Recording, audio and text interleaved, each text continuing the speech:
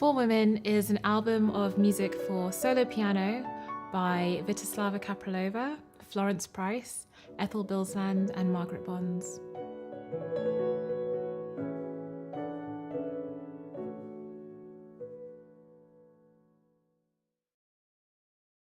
I feel like with Kaprálová, that's a great example of looking for something and not really knowing what you're looking for.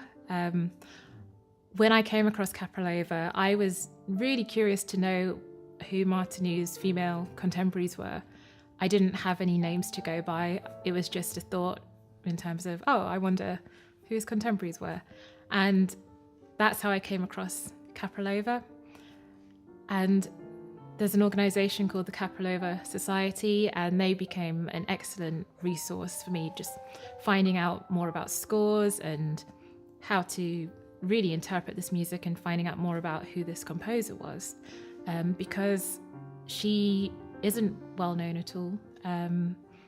She should be, but she died at the age of 25. When male composers or musicians die young, it's a lot more rock and roll. But with Kaprálová, or women composers, especially of an earlier time, it's almost like they just become forgotten, really. And that's been the case with Kaprálová.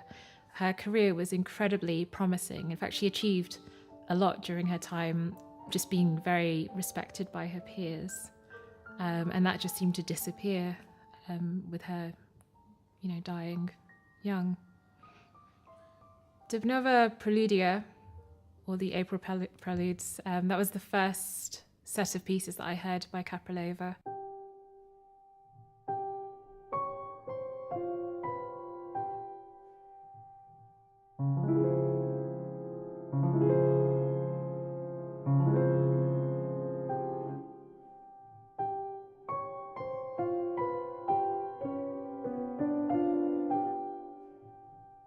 And there's just something about those warm chords at the beginning that, I don't know, felt very familiar to me. And it was just an instant connection to how she expressed herself.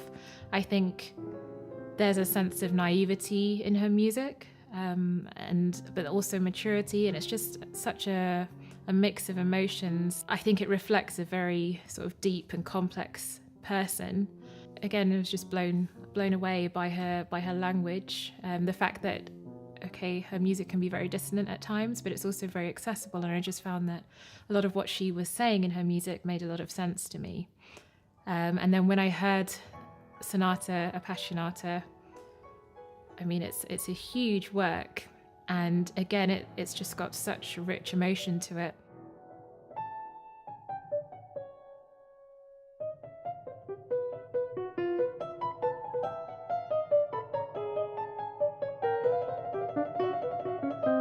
And then when I learned that she was 18 when she composed it, I was just completely surprised.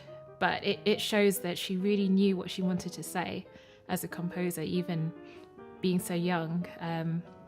She had a strong sense of her voice, I think, and maybe that's what really spoke to me.